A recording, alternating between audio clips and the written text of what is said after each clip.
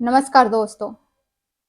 सोचो अगर आप अकेले हो और एक हाईवे रोड से आप जा रहे हो और अचानक आपको पीछे से किसी की आवाज़ आए, तो आप कैसा महसूस करेंगे? एक ऐसा डर जो आपको ही नहीं बल्कि ये सभी को डरा देने वाली एक ऐसी कहानी जो सभी के रोंगटे खड़ी कर देगी। तो आज की कहानी शुरू होने जा रही है मेरे साथ, क्योंकि ये कहानी मेरी खुद की कहानी है। तो कंपनी का काम खत्म करके मैं बाहर जैसे ही निकली तो मैंने देखा कि मौसम बहुत ही खराब हो चुका था और आसमान भी बहुत ही काले बादलों से घिरे हुए थे। हवाएं बहुत तेज चल रही थी। तो मैं जैसे ही बाहर निकली तो मैं अपनी गाड़ी की तरफ पहुंची। मेरी फ्रेंड जो कि मेरे साथ रोज घर को जाती थी, पर आज उसकी तबीयत खराब होने के कारण वो आज कंपनी में नहीं आई थी। तो इसी वजह से मुझे आज अकेले जाना था। मैंने अपनी गाड़ी को स्टार्ट करा और हाईवे रोड की तरफ जाने लगी। हाईवे रोड की तरफ जाने पर हवाएं बहुत ही तेज हो गई थी और बारिशें इतनी तेज हो रही थी कि कहीं आसपास रुकना भी मुनासिब नहीं था।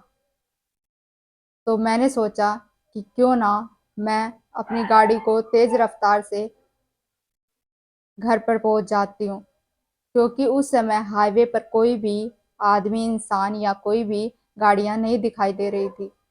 तो मैंने अपनी गाड़ी को तेज रफ्तार में चलाना शुरू कर दिया। जैसे ही मैंने अपनी गाड़ी को तेज रफ्तार में चलाना शुरू करा, वैसे ही मुझे पीछे से किसी की आवाज़ आती है। तब मैं उस आवाज़ को अनदेखा कर देती हूँ और मुझे लगता है कि शायद ये मेरी गाड़ी में चल रहे कोई म्यूजिक साउंड है, शायद उस वजह से मुझे कोई आवाज़ आ रही है। पर जैसे जैसे मैं अपनी गाड़ी को और स्पीड चलाने लगती हूँ, वैसे ही मुझे और भी भयंकर आवाज़ आने लगती है एक डर के साथ। अचानक मैंने गाड़ी को फिर से रफ्तार में चलाना शुरू कर दिया। तो आगे मैं देखती हूँ कि एक पेड़ है, जो कि एक बरगद का पेड़ था, और उस पेड़ के नीचे कोई लेडीज खड़ी होकर मुझसे लिफ्ट मांग रही थी। तो मैंने सोचा कि ये कोई चोर डकैती का मामला ना हो, इसलिए मैंने उस गाड़ी को नहीं रोका। पर आगे जैसे ही मैं जाने लगी तो वो औरत फिर से मुझे पीछे से आवाज़ देते हुए बोलती है कि रुको, मुझे लिफ्ट चाहिए।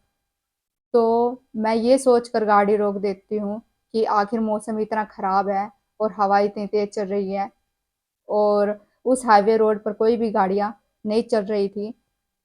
तो मैंने उस औरत को अपनी गाड़ी में बिठा लिया ये सब सोचकर। तो वो औरत मेरी गाड़ी में बैठ गई और मैंने फिर से गाड़ी को स्टार्ट कर दिया। जैसे ही आगे की तरफ जाने लगे तो मेरी गाड़ी में से एक बहुत ही भयंकर आवाज़ें आ रही थी। फिर से मुझे उसी की आवाज़ आ रही थी जो मुझे पहले भी डरा चुकी थी। तो मैंने सोचा इस बार गाड़ी रोककर मैं पीछे की तरफ देखती हूँ, आखिर कौन है जो पीछे से मुझे आवाज़ें दे रहा है। तो मैंने अपनी गाड़ी को रोका और बाहर निकल कर, मेरे हाथों में एक छतरी थी, तो मैंने उस छतरी को खोला और गाड़ी से बाहर निकलकर अपने आसपास देखा। तो वहां पर मुझे कोई भी नजर नहीं आया, क्योंकि उस हाईवे पे कोई था ही नहीं जिसकी आवाजें सुनकर मैं उस गाड़ी को रोकती।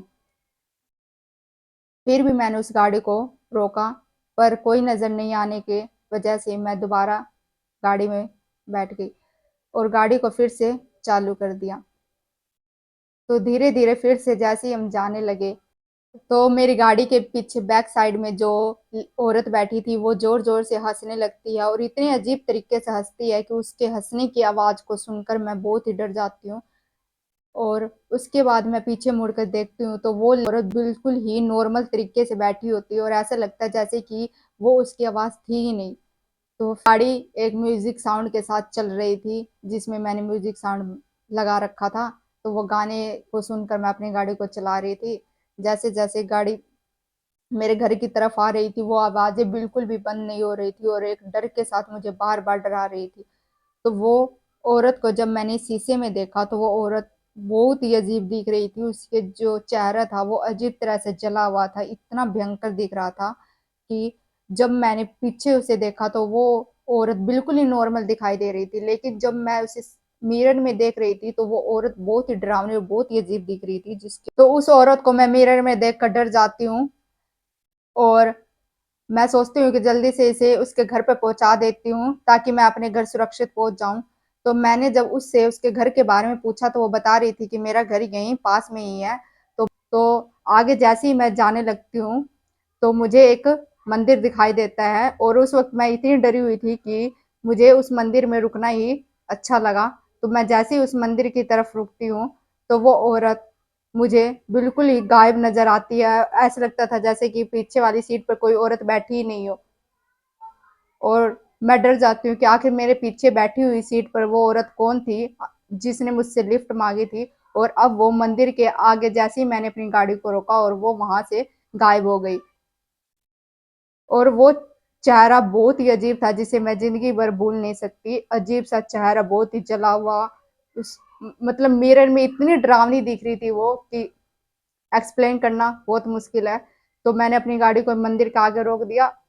जैसे ही मैं गाड़ी से उतर कर मंदिर में गई तो मैं देखती हूँ कि वो औरत फिर से मुझे उस गाड़ी के पीछे दिखाई देती है।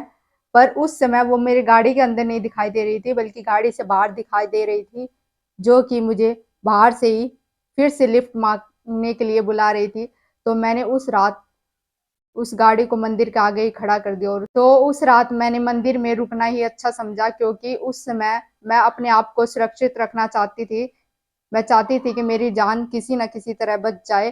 तो मैं जब उस मंदिर में गई तो वहाँ एक पुजारी बैठे हुए थे और जब मैंने उस पुजारी को अपने साथ हो रही सभी घटना के बारे में बताया तो पुजारी जी बताते हैं कि यहाँ हाईवे रोड पर एक औरत है जो कि हर किसी से लिफ्ट मांगती है और लिफ्ट ना देने पर उन्हें भयंकर मौत देती है। तो तुमने उसे लिफ्ट दिया इसलिए उसने तुम्हारे साथ कुछ नहीं किया।